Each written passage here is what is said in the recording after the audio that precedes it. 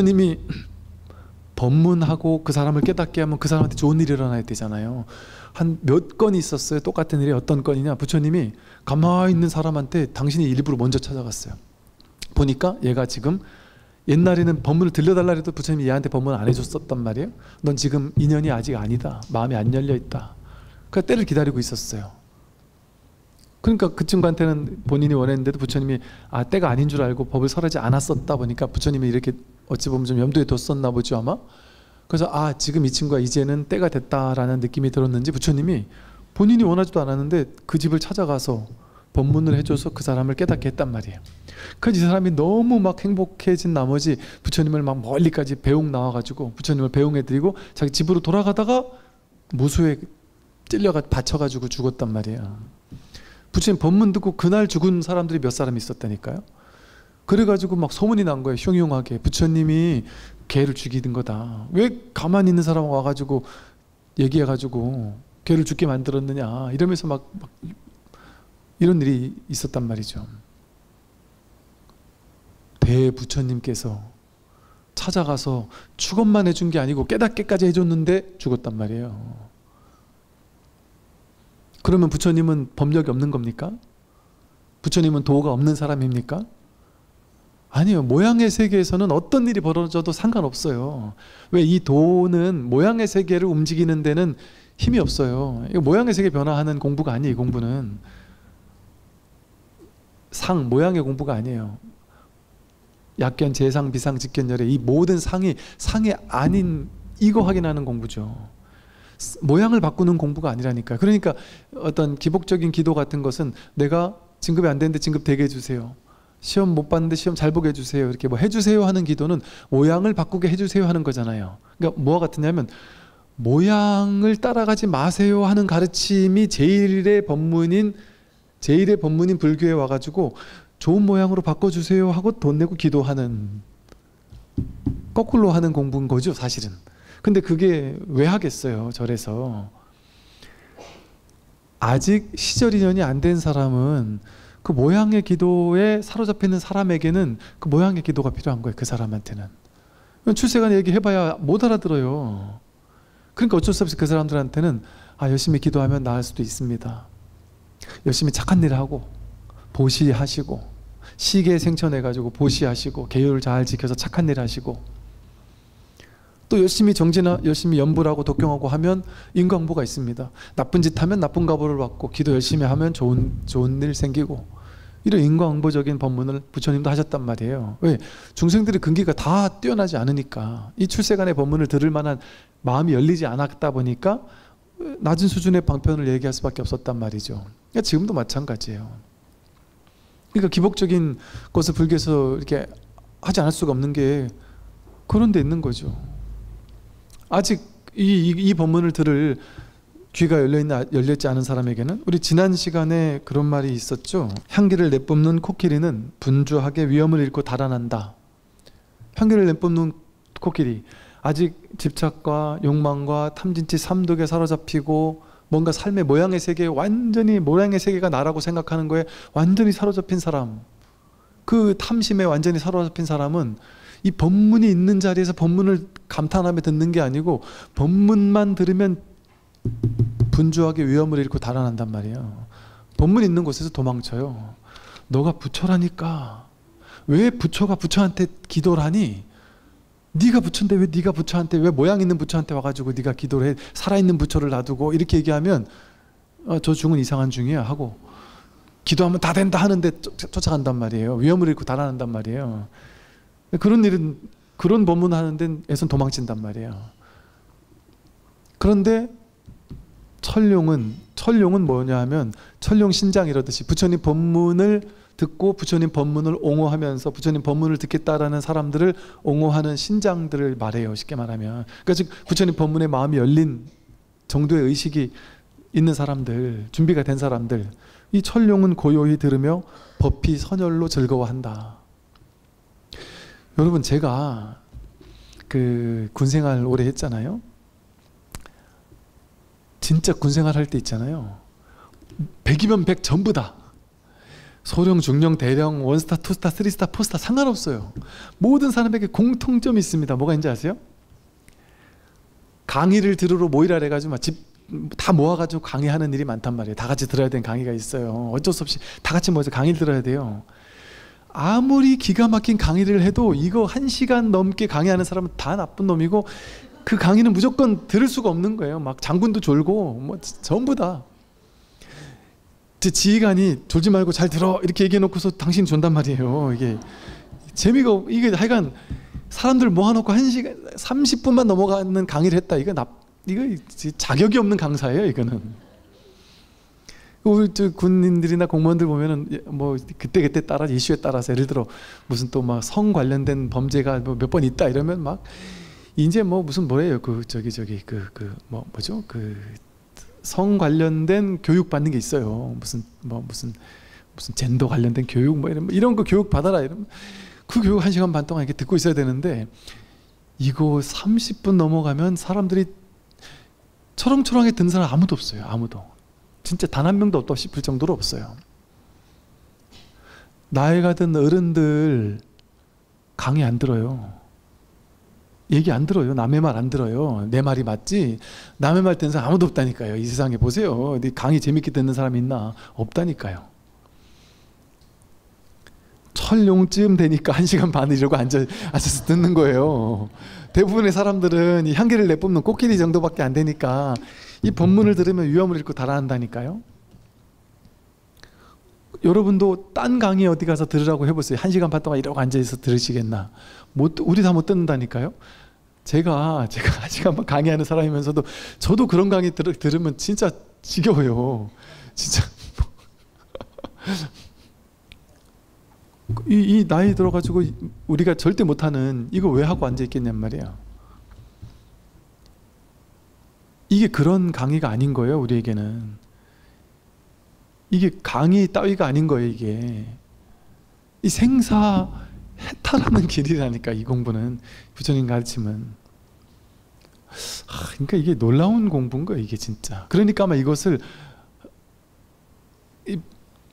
이렇게 표현한 것 같아요. 이렇게 부처님이 법문하신 회상에 경전에 보면 그런 말이 나와요. 부처님께서 법문하실 때 하늘에서는 꽃비가 내리고 땅에서는 감로가 샘솟고 수많은 용들이 와서 막 이렇게 아름다운 감로를 뿜어내고 막 수많은 천신들이 막 구름대처럼 전 우주에는 모든 천신들이 몰려와가지고 환희용약하면서 법문을 듣고 있고, 빽빽하게 그 무수히 많은 존재들이 막 존재 비존재, 인간 아닌 인비인 이런단 말이에요. 인간 아닌 온갖 존재들이 막 전부 다 와가지고 이 법문을 듣고 있는 장면을 너무 아름답게 막 그냥 묘사를 하고 있단 말이에요.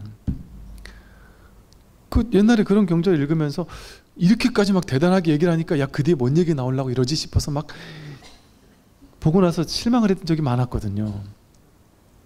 그때 제 안목이 없었으니까. 근데 그래서 그때는 나도 좀 과장이 심한 사람인데 부처님도 진짜 과장이 심하시다. 뭐 그냥 쉽게 말하면 부처님이 법문하셨다 이거 한마디로 끝인데 뭘 이렇게까지 빌드업을 이렇게까지 막 끌어올리나 이런 생각을 했었거든요. 지금 보니까 그것도 부족해요. 그것도 부족한 말이라니까요. 하늘에서는 꽃비가 내리고 땅에서는 감로가 샘솟는다. 이거 가지고 부족한 얘기라니까. 이게 진짜 기적 같은 일일 수 있어요. 어쩌면 기적 같은 일일 수 있어요. 우리가 부처님 법문을 정말 내가 진지하게 발심해서 이 공부를 할 수 있는 인연이 된다는 거, 이 서울뿐 아니라 우리 전 세계에 얼마나 많은 사람, 80억 인구가 끊임없이 오고 가잖아요. 쉴 새 없이 이렇게 저 앞에 보세요. 쉴 새 없이 자동차가 오고 가잖아요.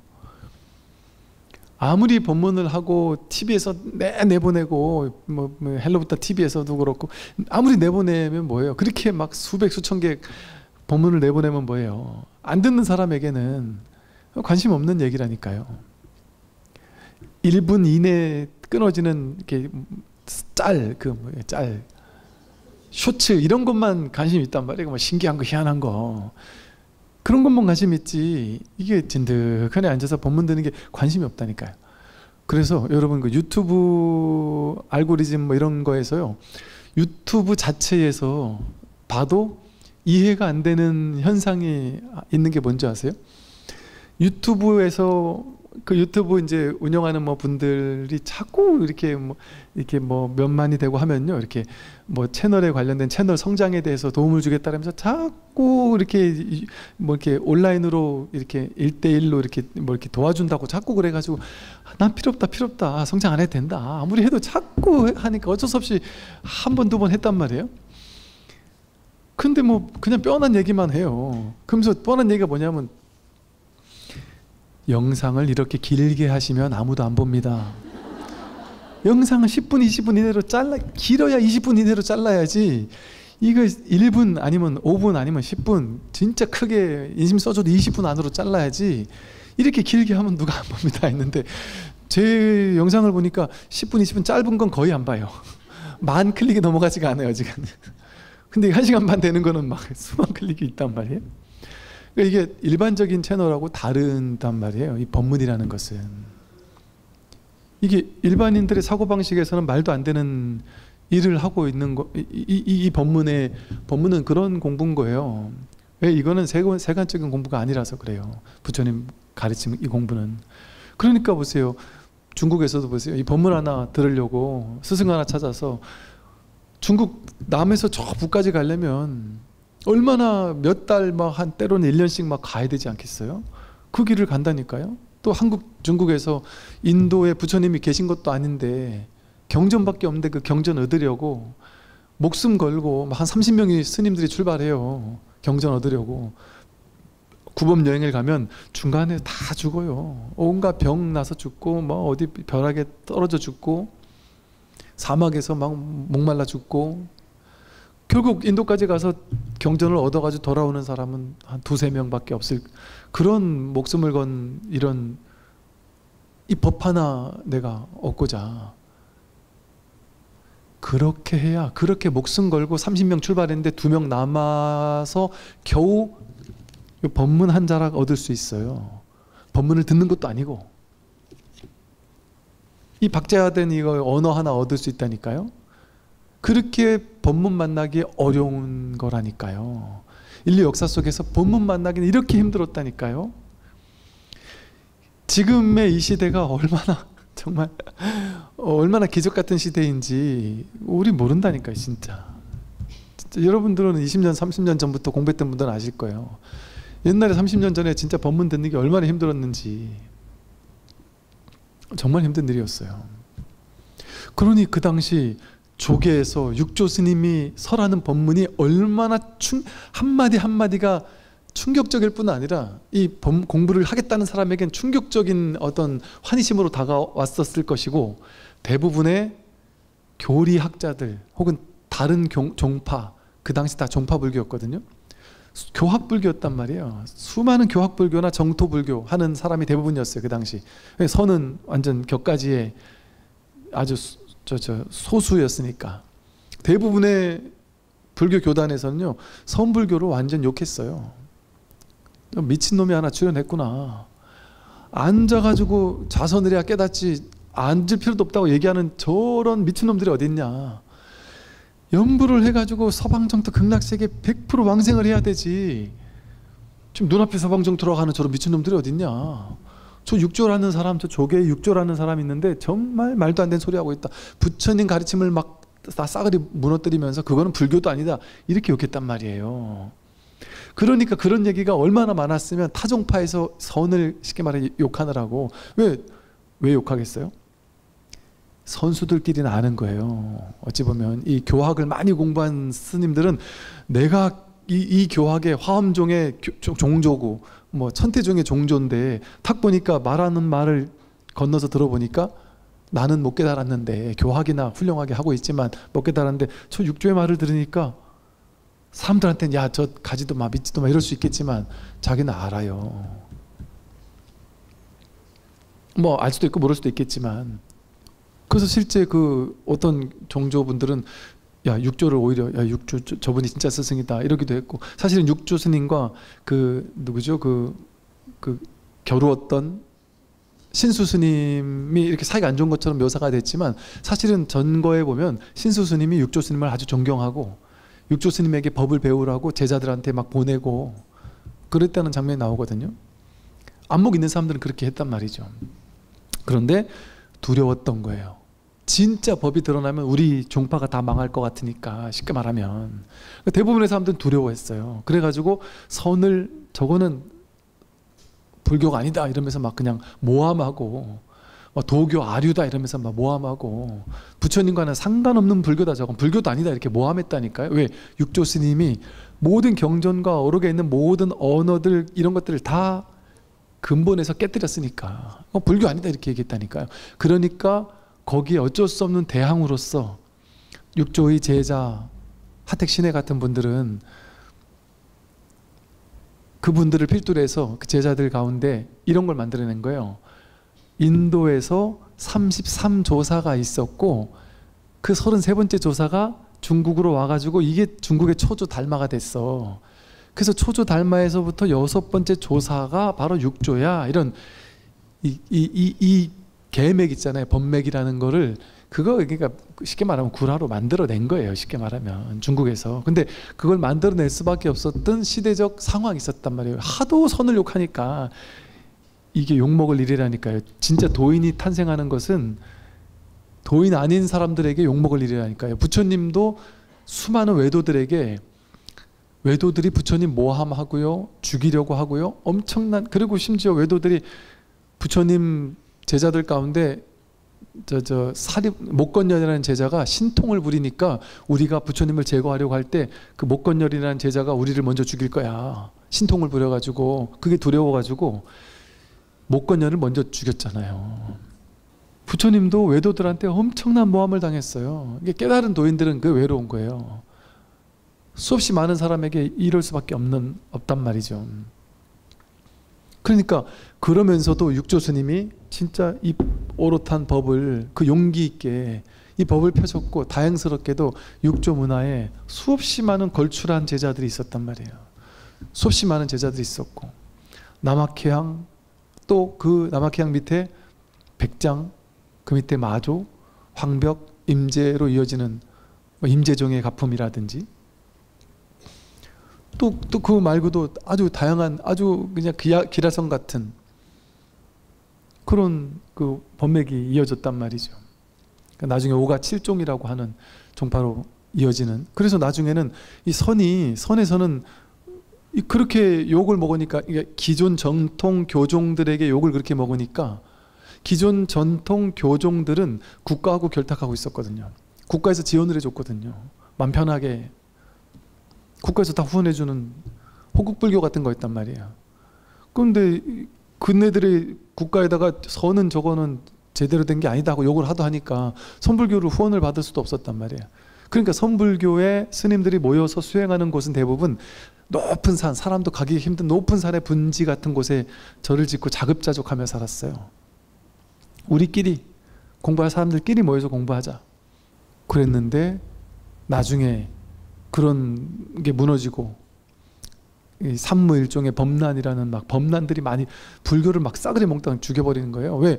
불교, 친불교적인 임금이 정권을 잡으면은 불교를 살리다가 유교, 친유교적 혹은 또 친도교적 이런 정권이 잡고 나면 전부 다 막 불교를 다 죽여버리는 거예요.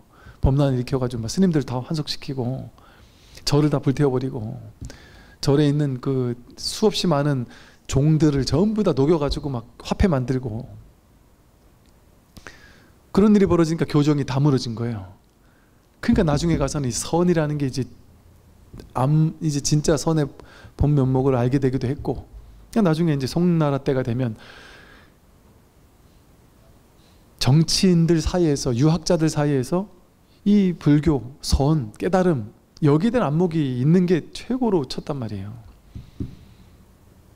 그러니까 뭐 배휴라는 상공, 지금 말로 하면 그 도지사쯤 되는 사람이 황벽 스님하고 법문을 듣고 나름 깨달음을 얻어서 보임해 가면서 황벽 스님과 내 법문을 듣던 얘기들을 글로 적어가지고 남긴 그런 게 이제 황벽 어록이고, 선 어록들이 그렇게 해서 남겨졌단 말이에요. 이렇게 그 당시 이 불교가 천년 넘게, 석가모니 부처님 이후로 1000년 넘게 교학의 발전은 있으나 진짜 깨달음은 사라진 시대, 살아있는 깨달음은 없고 그냥 교학만 번잡하게 있던 시대에서 혜성같이 등장을 해서 깨달은 도인들을 양산해냈던 선의 황금기를 열었던 그분이 조계 해능 스님이란 말이에요. 육조 스님. 6번째 조사를 해서 육조라고 불러요. 그리고 조계란 마을에서 계셨기 때문에 조계 해능이라고도 부르고, 그래서 이 조계종 하는 것도 그 조계에서 나왔단 말이에요. 그래서 불교에서 제일 중요한 건 대왕민국의 또 다른 많은 종단들도 주로가 이 선종이에요. 그래서 이 조계의 길, 이거를 확인하는 게 모든 대한민국 모든 교파 모든 종파들에서 조계의 길, 이거 깨닫는 게 모든 불교에서 제일 중요한 거라니까요.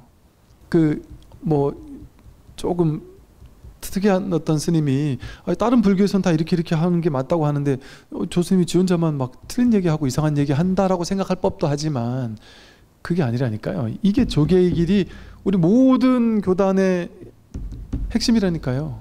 다 선종이에요. 태고종도 선종이에요. 다 선을 기반으로 하는 거거든요. 그러니까 제가 특이한 얘기 하는 게 아니에요. 그 육조 스님이 맨날 하는 얘기, 그 얘기 하는 거예요. 근데 우리가 진짜 핵심, 우리는 육조 선양하는 종파입니다 이렇게 해놓고 나서 그거를 선양을 안 했던 것 뿐이지, 진짜 핵심으로 돌아가야 되는 게 이 공부죠. 그래서 이제 이 스님도 그랬죠. 조계의 길을 알고부터는 삶과 죽음에 상관치 않음을 분명히 알았다. 생사해탈했다. 내가 생사가 본래 없다라는 사실, 죽음을 두려워하지 않아요. 무생법인을 깨닫는 거예요. 불생불멸을 깨닫는 거예요. 여러분은 태어나셨잖아요, 그죠? 몇 년도에? 몇십 년 전에 태어났잖아요. 몇 월 며칠 날 태어났잖아요. 그게 생각이에요. 생각할 때만 그 생각 있지 않아요? 나 몇 월 며칠 날 태어났어, 나 몇 살이야가 생각할 때만 있지 않아요? 항상 그 생각 있나요? 여러분, 나는 몇 살이야라고 항상 생각하지만 어느 측면에 내가 몇 살인지 모르고 나는 안 늙은 것 같은 그런 게 있지 않아요? 근데 제가 이런 얘기를 하면 다들 이렇게 웃으시더라고요. 저는 아직 옛날 20대 청춘 같아요 이렇게 얘기하면 다들 웃으시길래 왜 이렇게 웃으시지? 안 그런가? 진짜 그렇지 않아요, 여러분? 10대, 20대 청춘 같은, 나이가 아무리 들어도 나는 나이 든 것 같지 않은 자기가 있지 않아요? 아니 진짜 자기가 나이 들지 않은 마음이 있지 않아요? 마음은 나이 들지 않잖아요, 사실. 마음은 정말 이팔 청춘이거든요. 일어나서 이렇게 걸어봐야 이제 일어날 때 힘들고 삐그덕거리고 무릎도 아프고 막 금방 힘들어지고 이러니까 이제 그제서야 이제 조금 알 수 있는 거지. 움직이지 않고 생각을 일으키지 않으면 내가 몇 살인지 몰라요. 내가 나이 든 줄 몰라요. 여러분 마음에 내가 나이 든 줄 모르는 이 마음 있죠? 제가 옛날에는 연세 드신 할머니 할아버지들은, 그러니까 그런 편견, 연세 드신 할머니 할아버지들은 뭔지 모르게 이렇게 생각도 좀 흐릿하실 수도 있을 거고, 젊은 사람들처럼 빠릿빠릿하지 않으실 거고, 뭔가 센스도 좀 떨어지실 거고, 뭔가 이제 저분들과는 정상적인 대화가 좀 불가능하지 않을까라는 생각을 나도 모르게 했던 것 같아요. 옛날 저희 이렇게 계시던 어르신 중에 자꾸 이상한 말을 자꾸 하시는 분이 계셔가지고 대부분이 그렇지 않을까라는 편견을 가졌던 것 같아요, 제가. 근데 제가 출가하고 나서 주로 노보사님들이 많잖아요. 노보사님들과 이런저런 대화를 나눠보면 정말 그 정신은 있잖아요. 정신은 또릿또릿한 정도가 아니고 그 센스가 정말 20대 친구들 센스 못지않은 그 놀라운 정말 막 그런 센스들이나 이런 것, 지혜 이런 것들을 만날 때 그렇지 이게 맞지. 왜 그러냐 하면은 늙지 않거든요. 늙었다는 생각이 나를 늙게 만드는 거지. 여러분 인도에 이런 말이 있어요. 우리가 늙는 유일한 이유는 늙는다라고 생각하기 때문이다라는 말이 있거든요. 이 말을 처음 들었을 때 에이 저건 좀 뻥이다. 늙는다고 생각하니까 늙는다고? 아니지, 원래 실제 늙지, 이렇게 생각했거든요. 근데 그 말이 맞더라고요. 늙는다는 생각을 기반으로 내가 늙었어라는, 나라는 몸이 나라는 생각을 기반, 이 몸은 나고 나는 늙고 있어라는 생각을 기반으로 내가 늙어요. 근데 진짜 나는 이 몸이 아니거든요. 요게 나예요. 이 나는 늙질 않아요. 병들지도 않아요. 이게 어떻게 늙을 수가 있어요? 모양이 없는데. 생겨난 적이 없고 사라질 수도 없어요. 그러니까 늙는다는 생각이 없으면 난 늘 이거예요. 늘 살아있는 이게 나예요. 어떻게 늙어요? 이게 늙을 수 있습니까? 늙을 수 없어요. 이거는 나의 본성은 늙을 수가 없습니다. 죽을 수도 없고요. 요거 깨닫는 게 생사해탈이에요. 이거 뭐 대단한 거 아니에요. 삶과 죽음의 상관치 않음을 분명히 알았다. 삶과 죽음의 상관치 않죠. 누가 살고 누가 죽어요? 살 내가 없고 죽을 내가 없고. 이것은 뭐가 있는 게 아니란 말이에요. 뭐가 있어야 그건 언제까지 사는데 불성은 언제까지 살아 이렇게 물을 수 있잖아요. 그건 한계가 없다니까요. 모양도 없고 크기도 없고 뭐 있다고도 할 수 없고 없다고도 할 수 없단 말이에요. 뭐가 아니니까. 이게 불생불멸이에요. 무생법인이에요. 이게 나예요. 몸 내가 아니에요. 마음 내가 아니에요. 느낌 생각 이게 너무 오랫동안 몸과 마음이 나라는 이 습관에 너무 오래 사로잡혀 있다 보니까 몸과 마음이 나라는 것을 한번 확인했어도 이게 습관이 떼어지지 않는 거예요. 자꾸 이 몸 위주의 삶을 살게 된단 말이에요. 그러나 이제 이 몸 한번 확인하고 나면 고집, 멸성제 한번 문득 한번 확인하고 나면 미세하게 있어도 상관없어요. 이 말이 중요해요, 여러분. 이 깨달음이 미세하게 있어도 상관없어요. 옛날 바늘만큼 뚫려도 뚫린 건 뚫린 거다 이랬단 말이에요. 확 내려가는 체험이 있는 사람도 있고 뭔가 모르게 나는 깨달았다는 말도 못하게 써가지고 도저히 자기는 깨달았다는 말조차 담지 않고 한 번도 내가 깨달아서 생각도 안 해본 사람들이 많아요. 그런데 이런 느낌은 있는 사람들이 많아요.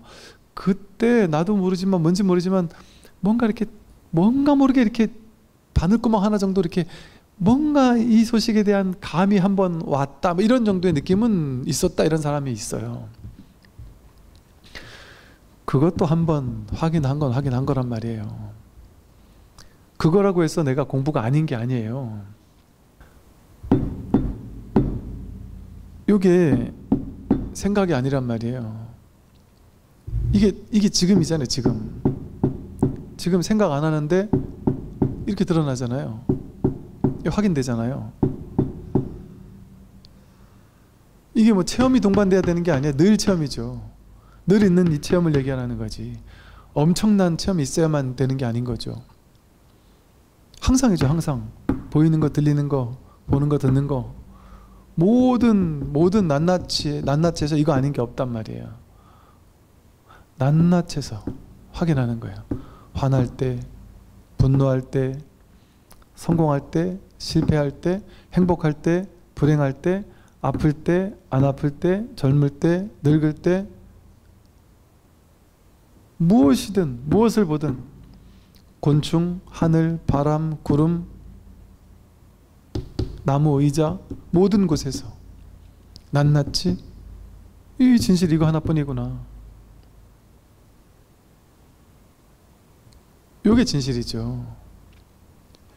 그 저절로 이렇게 된단 말이에요. 여기에 대한 한번 멸상제 일별 한 번의 감이 있고 나면 그게 좀 미진하더라도 한동안은 약하죠. 힘이 약할 수밖에 없어요. 우리는 분별의 힘은 강하고 법의 힘은 약하단 말이에요. 모두가 분별의 힘은 강해요. 법의 힘은 약해요. 당연한 거예요, 그게. 그러나 시간이 해결해 줘요. 그 약하기 때문에 내가 한번 이 소식 확인했어도 그 다음에 이제 계속 이제 더 이상 공부 안 하고 법문 안 듣고 그냥 자기 일 하면 내가 뭔가 이렇게 좀 뭔가 소식이 있었던 것 같아도 똑같이 돌아간다니까요. 똑같이 돌아가요. 그냥 옛날 그 사람으로 돌아간다니까요. 100%. 그러니까 깨닫는 건 중요하지 않아요. 왜냐하면 깨닫는 사람은 소털처럼 많아도 깨닫고 나서 완전히 이 공부가 궁극적으로 끝까지 이 공부를 해내고 많은 사람은 소뿔처럼 작다. 소뿔 2개밖에 없거든요. 소털은 무시 많아도. 그러니까 견성하는 사람은 많을 수 있어요. 근데 이거 계속해서 꾸준히 공부하고 여기에 익숙한 시간을 보내고 또 그 힘이 약하니까 법문을 들어서 법에 의지하는 거예요. 자등명 법등명 하는 거예요. 법문을 들어서 법을 등불로 삼고, 부처님 경전과 어록을 통해 법을 등불로 삼고, 또 뭐가 자기를 법을 등불로 삼는 거예요? 일상에서 늘 이것뿐인지 낱낱이 매 순간순간 확인해 가는 삶을 사는 거죠. 내가 화날 때 처음에는 분별이 세니까 내가 깨달은 것 같은데 왜 화를 내지? 난 못 깨달았나 봐. 이게 분별심이 일어난단 말이에요. 그럼 그때 돌이켜 보는 거예요. 이 화내는 이거 마음 아닌가? 마음인가? 처음엔 이거 마음 아닌 것 같은데 이렇게 생각한단 말이에요. 공부를 꾸준히 하다 보면 화내는 이게 마음이네. 생각하는 이게 마음이구나. 분노하는 이게 마음이구나. 모든 게 마음 아닌 게 없구나. 모양의 세계가 좋아지든 나빠지든 전부 다 낱낱이 마음인 거예요. 사는 것만 마음이 아니라 죽는 것도 마음이고, 건강한 것만 마음이 아니라 아픈 것도 마음이고, 낱낱이 다 법으로 돌아간단 말이에요. 그래서 이제는 어떻게 되느냐면 처음에 이 법의 자리에 한번 눈을 뜨고 나도 여기는 낯설어요. 분별은 오랫동안 낯익은 거고, 그래서 이제 점점점 이제 분별은 낯설기 시작해지고, 이 법은 낯익기 시작해지는 거예요. 법은 익숙해지기 시작하고 친밀해지기 시작하고, 이 분별하는 건 이제 왜? 분별만 했다 하면 찝찝한 게 확 알아차려져요. 내가 한 생각 일으키면 찝찝하고 뭔가 기분이 깔끔하지가 못해요. 뭔가 그게 너무 확 와닿는단 말이에요. 남들은 막 큰 괴로움이 와야 괴로움인데 나는 큰 괴로움은 없는데 그냥 미세한 찝찝함이 확 와닿는 거예요. 막 그게 너무 싫은 거예요. 그게 미세한 찝찝함인데도 그게 너무 세게 와닿는 게 싫어요. 그게 그냥. 그러다가 그 미세한 찝찝함의 실체가 뭐냐를 또 보게 된단 말이에요. 아, 이 미세한 찝찝함, 이게 바로 법인데 하고 이걸 법으로 돌이키는 이런 과정을 거친단 말이에요. 그러면 이제는 그 마음이 나중에 가면 번뇌가 일어나더라도 그게 본인 걸 바로바로 확인한단 말이죠. 그런 그 삶이 그런 거예요. 그렇게 오랜 과정이, 공부의 과정이에요. 오래오래 낱낱이 오래오래 공부하면서 이렇게 법과 하나가 되는 과정을 오래오래 거쳐가는 거죠. 그러면 한번 도노했기 때문에 내 뿌리는 도노에 있단 말이에요.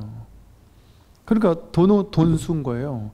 닦을 게 없어요. 뭘로 닦는 것도 마친 이 자리에서 이제 도노 점수를 해나가는 거예요. 그러니까 도노 돈수라고 해도 맞고 도노 점수라고 해도 맞아요. 그러니까 어떤 스님이 처음 우리랑 똑같이 처음 이 소식이 한번 언뜻 왔는데 한 몇십 년을 계속 왔다 갔다 하는 시간을 보냈단 말이에요.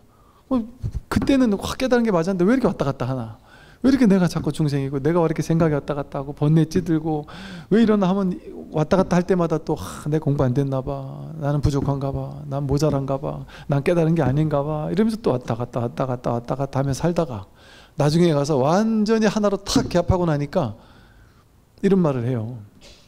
내가 옛날에 처음 확인했을 때 그때 아이고 그때 그냥 한번 확 믿어버렸으면 그냥 끝나는 공부인데 더 이상 이렇게까지 오랜 세월 보낼 필요도 없었는데 왜 그 생각 자꾸 따라가느라고 그 뒷생각에 내가 속아가지고 이 오랜 세월을 공부하면서 이렇게 힘들게 공부를 해 나갔어야 됐나.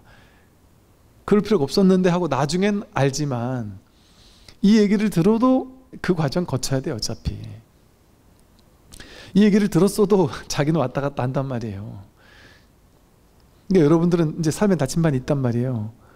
아, 공부가 이렇게 돼가는구나 하고 안단 말이에요. 이제는 나침반이 있으니까 이제 저는 금방 가겠죠? 금방 안 가져요. 그래도 알아도. 제가 하는 말 여러분 안 믿는다니까요. 알아도 쏘가요. 알아도 쏘고 알아도 그 지점에서 정확히 넘어지고 그러면서 자꾸 자기를 이 믿음이 확실하지가 않아요. 신성치가 확실히 안 돼요. 그러면서 이제 조금 점점 더 이제 이 법에 익숙해지고 법을 점점 더 믿어가고 정말 이 법 하나밖에 없구나. 모든 것이 나머지는 다 생각이고 다 분별이구나. 이게 너무나 그냥 삶에서 명백해지는 그 낱낱이 확인되는 과정, 그 과정들을 오래오래 거친단 말이죠. 그게 공부예요. 그게 도성제고. 그럼 저절로 팔정도를 실천하게, 내가 팔정도 실천해야지 하는 게 아니에요. 그냥 정견 있는 그대로 보게 돼요. 세상을. 분별해서 보면 찝찝해요. 뭔가가 이렇게 괴로워요, 마음이. 그러면 내 또 분별해서 봐서 괴롭구나 하고 있는 그대로 본단 말이에요. 그래서 자꾸 있는 그대로 보는 마음과 분별해서 보는 마음이 자꾸 왔다 갔다 한단 말이에요. 근데 점점 시간이 지나면 지날수록 이 정견이 더 이제 좋아요. 왜? 정견 있는 그대로 보면 분별하지 않으면 평화로우니까요. 아무 일이 없으니까. 이것처럼 고요한 게 없단 말이에요. 근데 딱 한 생각 이렇게 끌려가면은 바로 찝찝해지니까 이게 싫은 거예요. 이 감이, 이 평화의 감을 한번 찾고 나면 이 찝찝한 감이 싫어요. 분별에 끌려다니는 감이 싫어요. 그러니까 자꾸 이 감을 찾게 되는 거예요. 그럼 있는 그대로 보는 거예요. 그게 정견이에요. 그럼 정사요. 생각 막 오만 생각하다가도 정사요. 막 사유, 정사유가 뭐냐, 사유하지 않는다는 게 아니에요. 사유하더라도 필요한 사유만 하고 필요치 않은 사유 막 번잡하게 막 5만 가지 생각 안 한단 말이에요. 효과적으로 생각하고 필요한 생각만 하고, 생각을 하더라도 그것 때문에 찜찜하진 않아요. 그 필요할 때마다 마음껏 사유를 써먹을 수 있는 거죠. 그러니까 정사유와 사유가 뭐가 다르냐? 사유는 생각이 많으면서 생각 따라다니는 사람이거든요. 정사유는 정이라는 게 바르다는 거잖아요. 뭐가 어떻게 바라질까요? 이 모든 게 인연 따라 생겨나는 거지 실체가 아니야. 무상고 무아이기 때문에 이건 실체가 아니야. 변해가는, 연기적으로 변해가는 과정일 뿐이야. 이 생각은 내가 아니야. 거기에 대한 안목이 있는 게 연기법 사성제 중도 12연계에 대한 안목을 가지는 게 정이에요. 그러니까 어떤 것도 실체화하지 않죠. 집착하지 않죠. 고집하지 않죠. 탐진치 삼독을 일으키지 않죠. 그러니까 사유할 때도 과도한 사유가 없어요. 반드시 이래야 되는 생각이 없어요. 반드시 저래야 되는 생각도 없어요. 그게 정사유예요. 집착이 없어요. 그러면 정어, 정업, 정명이 나와요. 바른 말이 나와요. 집착하는 마음으로 말이 나오면 집착하는 말이 나와요. 너 게임하지 말라 그랬지 하고 당신 담배 피지 말라 그랬지, 뭐 술 먹지 말라 그랬지, 몇 시까지 들어오라 그랬지 하는 집착하는 말이 나온단 말이에요. 근데 집착하지 않으면 늦게 올 수도 있는 거고, 지도 어른이고 나도 어른인데 뭐 반드시 이래야 되거나 반드시 저래야 하는 게 어디 있나. 애들 게임을 할 수도 있고 안 할 수도 있고, 근원에서 절대적인 집착은 안 하는 거예요. 집착을 하지 않으면 그럼 스님 집착하지 않는 게 좋다 칩시다 스님. 그러면 집착하지 않으니까 그럼 애들 게임하지 말란 말도 하지 말아야 됩니까? 이러면서 화를 버럭 내는 분이 계세요. 게임하지 말라는 말을 하지 않게 되는 게 아니에요. 이 바른 팔정도가 구족이 되면 게임하지 말란 말을 안 하는 사람이 되는 게 아니에요. 게임하는 거 그대로 내버려두면서 잘한다, 그것도 좋다, 아무 분별 없이 그냥 보면서 게임도 좋은 거지 뭐 하고 다 붙여 일이지 하고 이러고만 있는 사람이 되는 게 아니에요. 정어가 나와요. 정어, 바른 말. 그전에는 게임하지 마 하면 소리 버럭버럭 지르다가 이제는 게임을 절대로 하면 안 되는 건 아니야. 할 수도 있고 안 할 수도 있지.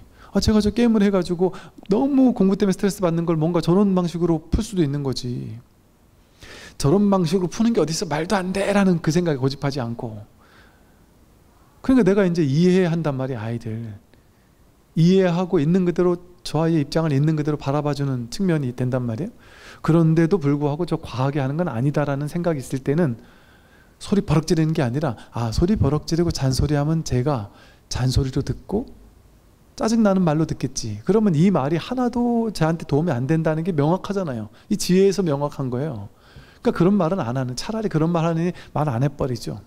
그리고 진짜 말을 하고 싶을 때는 그 아이가 게임 안 할 때, 나도 기분 행복할 때, 그때 아이도 행복할 때 불러가지고 엄마가 너가 진짜 듣기 싫은 말인데 근데 그래도 내가 엄마라서, 그래도 내가 엄마잖냐, 엄마로서 그래도 자식에게 너무 아닌 것을 얘기를 안 해주는 것도 그것도 엄마로서는 할 짓이 아닌 것 같은데 네 생각은 어떠니? 엄마가 너가 너무 아닌 것 같은 거를 진짜 아무것도 하지 말고 방치하는 게 나을까?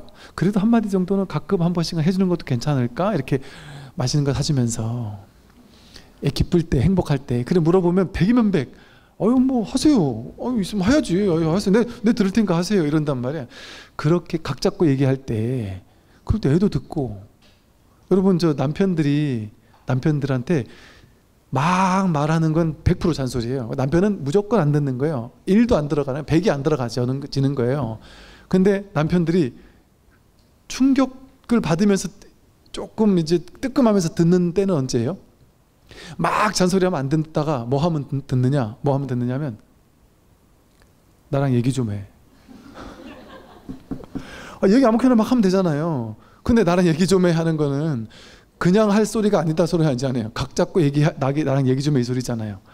그 말이 제일 무섭다는 거예요. 그 말이 왜 무서울까요? 그냥 하면 되는데 얘기 좀 하라는 말을 따로 했다라는 건 뭔가 심각하게 할 리가 있나 보다. 내가 그냥 들으면 안 되는가 보다. 뭔가 나도 뭔가 심각하게 들어야 되는 뭔가가 있나 보다. 이렇게 듣는단 말이죠. 그래서 눈동자를 바라보면서 그렇게 얘기할 때 이제 정어가 나와요. 과도한 집착이 없으면 이거 내가 고집하고 싶진 않아. 나는 그냥 이렇게 얘기는 해주고 싶어. 이거 하고 안 하고는 당신에게 달린 일이야. 너에게 달린 일이야. 내가 이렇게 얘기해도 너가 안 할 수도 있어. 그래도 괜찮아. 그러나 그래도 엄마로서 아내로서 내가 이런 얘기는 해주는 것도 좋을 것 같아서 한마디 하고 싶어. 이 말투가 어때요? 내가 하는 말이 내 하는 말에 나가 집착하지 않아. 이 소리잖아요. 그러나 내가 말은 해. 근데 이 말에 집착하지 않으니까 당신이 내가 이 말을 했다고 해서 100% 들으리라는 보장이 없다는 것도 알아. 그러니까 안 들어도 괜찮아. 들을 수도 있고 안 들을 수도 있다는 것도 알아. 자유는 당신에게 있는 거니까 이렇게 얘기할 수 있죠. 그러나 나는 얘기는 한다. 이렇게 얘기할 수 있는 이게 정어죠. 과도한 집착이 없을 때 이런 말이 나와요. 그리고 저절로 그 방법을 알려달라고 그러니까 정어의 방법을 알려달라고 이러는데 지혜가 생기면 그 방법이 자기에게서 나와요. 방법이. 사랑 가득한 말, 집착 없는 말은 그 마음이 있으면 그 말은 저절로 나와요. 정해진 방법이 없어요. 상황 따라 방법이 다 다를 거예요. 남편이 100종류가 있으면 100종류의 남편에게 방법이 다 다를 수 있을 거예요 아마. 안 그렇겠습니까? 근데 어떻게 정해진 방법이 있겠어요? 스님이 지난주 얘기한 거 그거대로 그대로 얘기했는데 우리 남편도 안 맥히던데요? 안 맥힐 수도 있어요. 그 사람에게는. 혹은 특정한 상황 속에서는. 정해진 법이 없어요. 그러니까 팔정도가 정해진 답을 주지 않죠. 지혜를 줄 뿐이지 구체적인 방법론을 제시하지 않잖아요. 불교는. 그 방법론은 자기가 지혜가 있으면 저절로 나오는 거예요. 방법이 딱 정해져 있는 게 아니고 사람에 따라 방법이 다 다른데 어떻게 방법론이 정해져 있을 수 있겠어요. 그러니까 정어 이러고 말았지 정어가 뭔지를 구체적으로 설명 안 했잖아요. 불교에서. 막 설할 수도 없고. 이렇게 팔정도가 정업, 바른 행동 나오고 바른 마음 챙김 바른 행동이 저절로 나온단 말이에요. 그리고 아까 말한 건 사념처가 저절로 나오고 바른 알아차림, 몸, 느낌, 생각, 마음 세상을 있는 그대로 비추는 이 자리에 있는 삶을 사는 게 사념처죠. 몸을 알아차려라 이렇게 해가지고 몸을 알아차리고 눈을 알아차리고 귀를 알아차리고 코를 알아차리고 호흡을 알아차리고 느낌 알아차린다. 느낌 일어날 때 느낌 알아차리고 번뇌 우울 이렇게 알아차리고 마음이 오늘 이래 알아차리고 몸 이렇게 한발 듬, 감, 노음 듬, 감, 노음 아랫배가 일어남 사라짐 일어남 사라짐 하고 남들이 나한테 화내게 돼 화남 이러고 이것도 사념처긴 한데 진짜 사념처는 뭐겠어요? 삶이 통으로 나의 본성은 이 알아차리는 비추는 마음이잖아요. 이걸로 살아라 이 소리예요. 이걸로 보고 이걸로 내 몸을 보고 이걸로 마음을 보고 느낌을 보고 세상을 봐라 이거예요. 봐라가 아니죠. 본래 그러고 있잖아요. 본래 이 마음 하나 써가지고 나도 세상도 이걸 보고 있잖아요. 사념초가 우리의 본성이지 내가 실천해야 할 수행 방법이 아니잖아요. 본래 사념초가 우리의 본성이잖아요. 우리가 본래 그러고 있잖아요. 근데 그거를 분별로 가로막아가지고 본래 있던 사념초가 실천이 안 됐던 것 뿐이죠. 그러니까 사념초 팔정도는 우리가 실천해야 하는 어떤 수행 방법이 아니라 그냥 멸성제 한번 확인하고 나면 도성제가 저절로 삶에서 갖춰지는 거예요. 부처님 제자들이 부처님 35살 깨달으시고 80살 될 때까지 계속 법문 들었듯이 공부 끝났다 이런 사람 없잖아요. 제자들이 계속 공부해 가는 거듯이 그렇게 삶을 이렇게 법으로서 공부해 나가는 과정이 이 수행이죠. 오늘 여기까지 말씀드리겠습니다. 선물하십시오.